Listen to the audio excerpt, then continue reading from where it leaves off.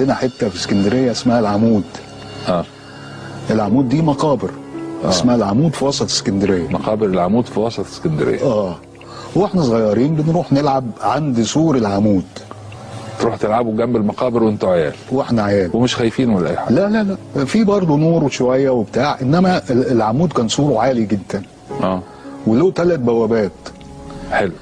وبنلعب احنا كوره عادي مش في دماغنا، كل يوم الليل لما يليل. تخيل تبقى ماشي في امان الله وتلمح بطرف عينك قزم بطربوش، تجري وراه عشان تفهم، فتلاقيه بيصغر ويصغر لحد ما يختفي في بلاعة، ولما تتلفت وراك عشان تصرخ تلاقي صاحبك اللي واقف جنبك فص ملح وداب. دي مش قصة من فيلم رعب، ده الرعب الحقيقي اللي عاشه الفنان الراحل طلعت زكريا وهو عيل في اولى اعدادي عند مقابر العمود في اسكندريه. الليله اللي بلعت صاحبه وفضل مختفي لسنين. في يوم الساعه كانت 10 بالليل والدنيا عتمه كحل، طلعت كان قاعد مع اصحابه بيعد فلوس رهان بتاعت ماتش كره تحت سور المقابر. فجاه البوابه الحديد الضخمه اتفتحت لوحدها كأن في ايد خفيه بتزقها، وخرج منها مخلوق غريب قزم ما يكملش متر، لابس جلابيه بيضه وجاكيت وطربوش وفي ايده منشة دبان. في الاول ضحكوا وافتكروه من بتوع السيرك ودمه خفيف، بس المخلوق ده بصلهم بنظره خلت الدم يتجمد في العروق. طلعت بيقول فابتدينا نخاف، احنا بنتعامل معاه على انه شخص كوميدي.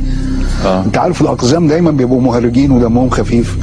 فاحنا قلنا ده منهم يعني. وبعدها قال المخلوق مشى بسرعه مش طبيعيه، والعيال مشوا وراه بفضول قاتل لحد ما حود عند البوابه التانيه في حته ضلمه ومفيش فيها سلاخ ابن يومين. وهنا حصلت الصدمه الكبيره، الراجل بدا يقصر وبيصغر تدريجيا قدام عينيهم مع كل خطوه لحد ما وصل عند غطا بلاعه واختفى تماما. اصحابه ما كانوش مصدقين وقالوا ده راجل عادي وقع في البلاعه، بس طلعت بيقول فقلنا يبقى هو ده بقى عفريت اكيد بيطلع من العمود بيتفسح شويه وينزل من البلاعه داخلي من تحت المجاري على العمود على طول. طيب ايه احساسكم ساعتها بقى؟ يعني شعرتوا بايه ساعه ما شفتوا المنظر ده؟ احنا طبعا انا اترعبت عن نفسي لان انا قلبي خفيف جدا من الحاجات دي.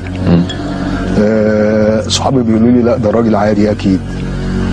قلت لهم لا يا جماعه العفريت. قالوا لي لا ده راجل عادي واكيد وقع في البلاعه. وقع في البلاعه؟ مش شافوه بيقصر ولا هو وقع فجأة؟ شافوه معايا بيقصر بس يعني تدريجيا عشان بس الناس يبقوا معانا، فضل يقصر يقصر يقصر تدريجيا. ايوه. وده ما قصرش فجأة، يعني ما اختفاش فجأة، لا تدريجيا على مرمى البصر بالنسبة لنا. طب واصحابك ما صدقوش انه عفريت ولا انت اللي مصدق؟ لا انا مصدق انه عفريت، صحابي مش مصدقين. قالوا لي لا ده هو كان عادي جدا ووقع في البلاعة. ده راجل ماشي وقع في البلاعة. طب ايه انت 3 بيقولوا لك لا ده راجل عادي وانت الوحيد اللي مصر انه عفريت؟ بالظبط. طب اقول لك على حاجة. غطا البلاعة كانت فتحته صغيرة جدا مدورة وصغيرة كده ما تعديش بني ادم. بعد كام يوم حكوا اللي حصل لصاحبهم فاضل اللي جاي زيارة من القاهرة. فاضل يتريق عليهم ومصدقش وصمم يروح معاهم المقابر عشان يثبت كذبهم. فضلوا يروحوا كل ليلة لحد ما في ليلة ابو منشة ظهر تاني بنفس الهيئة. العيال حبوا يستفزوه فشتموه عشان ينطق فمشى بسرعة وفضل عشان يثبت شجاعته وجري وراه وسط الضلمة الكحل عشان يمسكه. طلعت بيختم الحكاية بصوت كله صدمة وبيقول فقلنا نشتمه جايز يستفز فيجي يتكلم معانا. فشتمناه ما بصلناش. مشي على طول. فاضل مشي وراه. ارجع يا فاضل ابدا. ارجع يا فاضل ابدا. ارجع يا فاضل ابدا. الى الان الى النهارده ما نعرفش فاضل فين. ومن الليله دي ولحد ما طلعت زكريا فارق دنيتنا وفضل ماليش اي اثر كانه فص ملح وداب ومحدش يعرف ايه اللي بلعه لحد النهارده. نصيحه طلعت زكريا الاخيره لكم: لو رجلك دبت عند مقابر العمود بالليل في اسكندريه ولمحت خيال قصير لابس طربوش، اياك تبص ورا، اجري وما تبصش وراك. والسؤال هنا تفتكروا فضل اختفى فين؟ وهل ابو منشة لسه مستنى ضحيته الجديده هناك؟ في النهايه ما تنسوش اللايك والمتابعه، ودي كانت حكايه جديده من حكاوي الدهشان.